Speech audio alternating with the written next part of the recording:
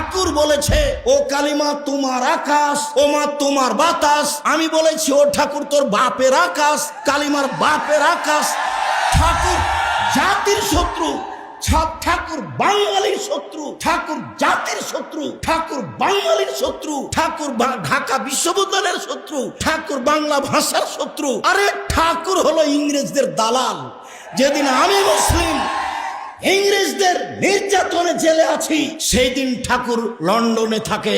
এর নাম ঠাকুর। ঠাকুর সবচেয়ে বড় বদ মানুষ এই বাংলার ইতিহাসে, ভারতের পাতায় সবচেয়ে বদ মানুষ এই ঠাকুর। যতবার বলেছে ও মা তোমার আকাশ, ও মা তোমার বাতাস, ততবার ঠাকুর বলেছে ও কালিমা তোমার আকাশ, ও কালিমা তোমার বাতাস। আমি আব্দুর রাজ্জাক বিন ইউসুফ, আমার ছেলে মেয়ে এই গান পড়তে পারে না, অসম্ভব। আপনার মতো পুরুষের সন্তান পড়তে পারে, আপনাকে আমি শিক্ষিত মনে করি না।